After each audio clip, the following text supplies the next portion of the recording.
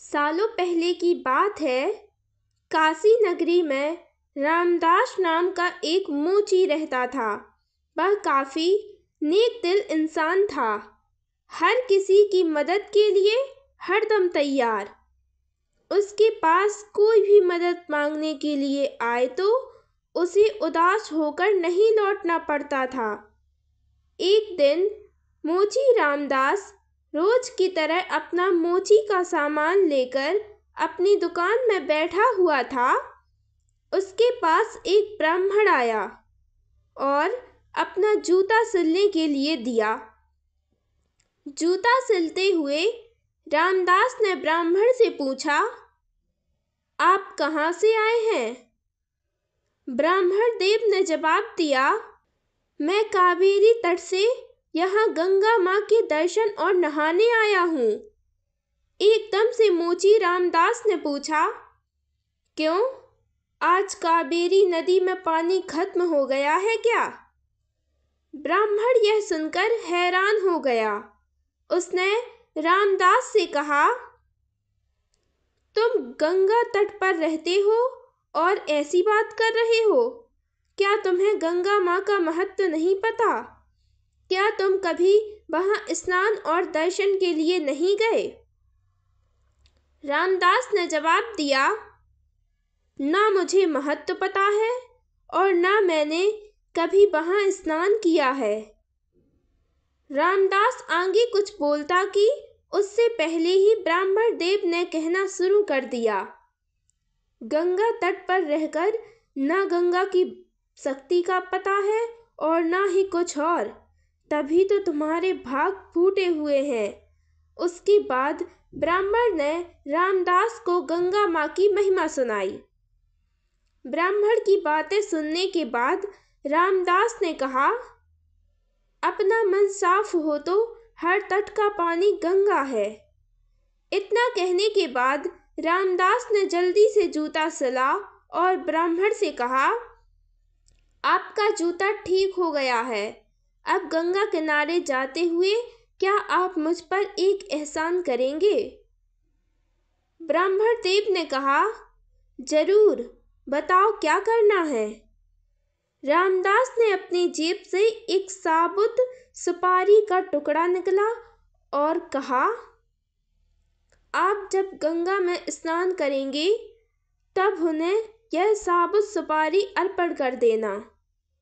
ब्राह्मण देव ने रामदास के हाथ से वह सुपारी ली और गंगा के किनारे जाने लगे। वहां स्नान करने के बाद ब्राह्मण देव ने हाथ में सुपारी लेकर गंगा माँ को पुकारते हुए कहा, माँ, यह रामदास ने आपके लिए भेजा है, इसे स्वीकार कीजिए। इतना कहकर ब्राह्मण देव ने उस साबुत सुपारी को गंगा में बहा दिया। थोड़ी देर बाद में गंगा में एक हाथ बहते हुए आया और ब्राह्मण के पास रुक गया। उस हाथ में एक सोने का कंगन था। उसी समय एक आवाज आई, तेरी तरफ से यह कंगन रामदास को दे देना। गंगा माँ की तरफ से रामदास के लिए सोने का कंगन आता देख ब्राह्मण हैरान हो गया। दंग ब्राह्मण ने कंगन को हाथ में उठा लिया। कंगन हाथ में लेते ही ब्राह्मण के मन में लालच आ गया। उसने सोचा कि मैं यह कंगन रामदास को नहीं दूंगा। आखिर रामदास को पता ही कैसे चलेगा कि गंगा माँ ने उसे कंगन देने के लिए कहा है। इस सोच के साथ ब्राह्मण आगे बढ़ने लगा।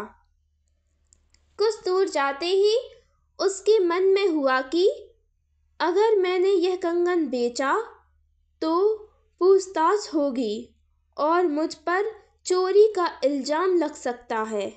मैं सीधे यह कंगन राजा को देता हूँ, वो खुश हो जाएंगे और इनाम भी देंगे।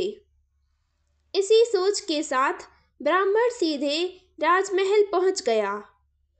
वहां पहुंचते ही राजा को प्रणाम करके उस ब्राह्मण ने उन्हें कंगन भेंट कर दिया। उस कंगन की चमक से राजा और वहां मौजूद दूसरे लोग दंग रह गए। राजा ने कहा, ब्राह्मण देव, यह कंगन देखकर तो लग रहा है मानो यह स्वर्गलोक का है। राजा ने वह कंगन अपनी पत्नी को दे दिया। पत्नी ने जैसे ही कंगन पहना वह खुश हो गई। तभी राजा ने ब्राह्मण से पूछा, यह एक कंगन है, मुझे इसका दूसरा जोड़ा भी चाहिए। रानी दोनों हाथों में यह कंगन पहनेगी, तभी उनकी शोभा और बढ़ेगी। यह सुनते ही ब्राह्मण के पसीने छूट गए। राजा ने तुरंत पूछा, क्या हुआ, आप परेशान क्यों हो गए? यह कंगन चोरी का तो नहीं है ना? तुरंत ब्राह्मण ने जवाब दिया, नहीं नहीं राजा, यह चोरी का नहीं है। तब राजा बोले, ठीक है, आप आज शाम तक दूसरा कंगन लाकर मुझे दे दो, तभी मैं मानूंगा कि यह चोरी का नहीं है।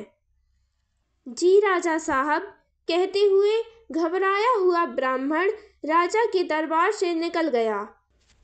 राजा ने अपने कुछ सिपाहियों को ब्राह्मण के पीछे लगा दिया ताकि उन्हें कंगन का सच पता चल सके।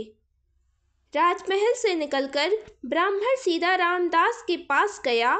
उसने गंगा माँ द्वारा दिए गए कंगन, उसके मन के लालच और राजा की फरमाइश सबके बारे में रामदास को बता दिया। उसके बाद रामदास से पूछने लगा कि दूसरा कंगन कैसे हासिल होगा। रामदास ने ब्राह्मण की सारी बातें सुनी और अपनी दोनों आंखें बंद कर लीं। उसके बाद रामदास ने हाथ जोड़कर गंगा माँ से ब्राह्मण को बचाने की विनती की।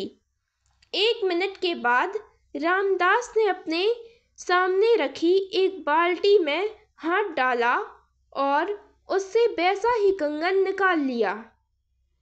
ब्राह्मण यह देखकर हैरान हो गया।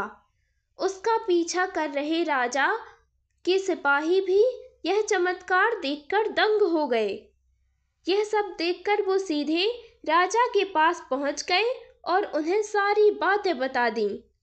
इधर ब्राह्मण भी रामदास को धन्यवाद कहकर कंगन लेकर राजमहल निकल गया। वहां पहुंचते ही ब्राह्मण ने राजा को कंगन दे दिया।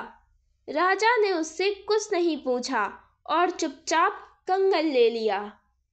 कंगन लेने के बाद राजा खुद अपने सिपाहियों के साथ रामदास की दुकान पर गए और रामदास को गंगा माँ की भक्ति के लिए इनाम दिया।